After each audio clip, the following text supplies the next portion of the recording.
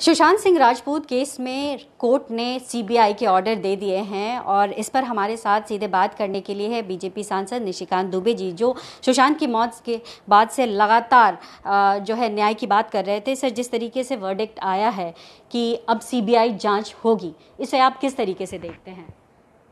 ये बड़ी बात है। माननीय उच्चतम न्यायालय के प्रति शुक्रगुजार हैं कि जिस तरह से उनका परिवार, उनके समर्थक, पूरी मीडिया, पूरी सोशल मीडिया, हमारे जैसे लोग, मैं तो 14 तारीख से ही इस काम में लगा हुआ था क्योंकि मैं व्यक्तिगत तौर पर उनको जानता था और मुझे लगता था कि वो लड़का आत्महत्या नहीं कर सकता है, इसके पीछे कोई गहरी साजिश है।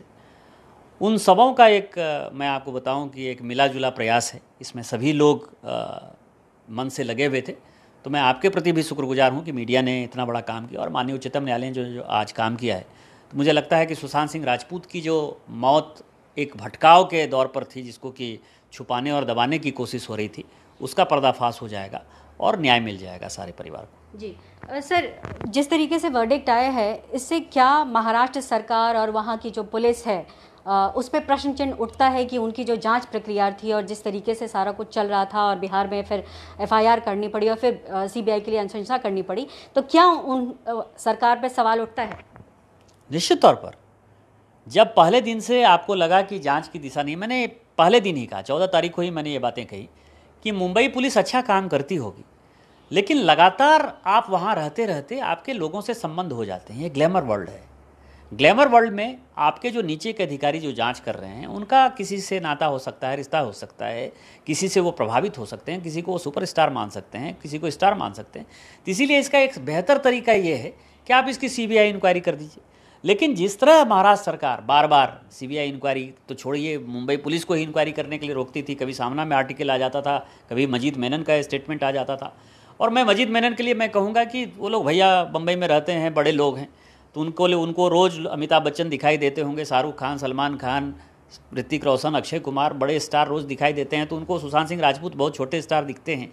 इस कारण से वो उस तरह का बयान दे सकते हैं। लेकिन हम बिहार के लोग हैं, झारखंड के लोग, इनके लिए तो भाई छोटा कलाकार ही बड़ा कलाकार होता है। हम क्या करेंगे? हमारा खुशकिस्मती नहीं है कि हम सलमान खान जैसे स्टार को पैदा कर सकते हैं। तो सुशांत सिंह राजपूत यदि मरे थे तो हमारे लिए तो एक बड़े गर्व की बात थी कि इतना कलाकार हो रहा है, शायद फ्यूचर में सुपरस्टार हो जाए, क्योंकि उसकी सारी फिल्में जिस ढंग से चल रही थी और उसको जिस ढंग से उन्होंने मौत को लिया, वो एक दिखाता था कि सरकार के ऊपर जो पॉलिटिकल पार्टी जो रूल कर रही है, वो मुंबई पुलिस के ऊपर किस तरह से प्रेशर क्रिएट कर रही है और उसको छुपा रही है। कभी अनिल देशमुख का जो है गृहमंत्री होने के बावजूद भी उनका बयान आ जाता था, तो ये दुर्भाग्यपूर्ण था।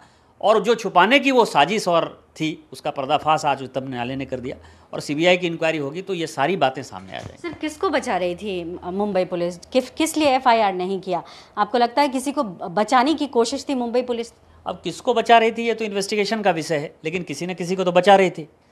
अब वो पता चलेगा सीबीआई इंक्वायरी में। मैं मतलब कोई भगवान तो मैं हूँ नहीं और मैं इन्वेस्टिगेशन भी नहीं कर रहा हूँ, ना मैं इस बीच में मुंबई गया हूँ कि मैं आपको वहाँ के स्थानीय स्तर पर क्या बात चल रही बता पाऊँ। लेकिन मैं यहाँ से बैठकर आपको जरूर कह सकता हूँ कि जिस तरह रिया चक्रवर्ती का बयान आया, सुप्रीम कोर्ट में उसको रोकने की साजिश हुई, बिहार पुलिस यहाँ से गई, बिहार पुलिस के एसपी को क्वारंटीन किया गया, ये सब जरूर दिखाता था कि वो किसी को बचाने की कोशिश कर रहे हैं या तथ्यों को छिपाने की कोशिश कर रहे हैं और वो अब एक्सपोज हो जाएंगे। सर, इस केस को लेकर तमाम राजनीतिक पार्टियों का भी बयान आया और राजनीति भी लगातार हम देख रहे हैं और इस को लेकर ये भी सवाल हुए कि चूंकि आने वाले समय में बिहार में चुनाव है, इस वजह से वहाँ इस तरीके की राजनीति हो रही है, तो इसीलिए सीबीआई को दिया गया है।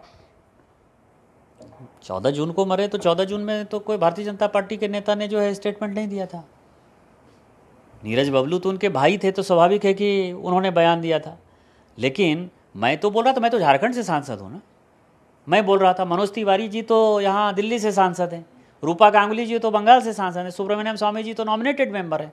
तो इसमें भारतीय जनता पार्टी कहाँ थी भैया? इसको तो हम ही लोग कैंपेन करते रहे ना, मीडिया कैंपेन करती रही। मीडिया का क्या भारतीय जनता पार्टी से लेना देना है? सोशल मीडिया में लोग कैंपेन करते रहे। तो इसलिए क्या होता है कि तथ्यों को जब आप छुपाने की कोशिश करते हैं ना, एक झूठ को छुपाने के लिए आपको 100 झूठ बोलना पड़ता है। ये 100 झूठ कैसे बोला गया? ये सुशांत सिंह राजपूत के मौत को सीबीआई इंक्वायरी नहीं हो, इसका जो उदाहरण है, ये सबसे बड़ा उदाहरण है। और मैं आपको ये दावे के साथ कह सकता हूँ कि फिल्म इंडस्ट्री अब इसके बाद साफ़ सुथरी हो जाएगी। फिल्म इंडस्ट्री इसके बाद साफ़ सुथरी हो जाएगी।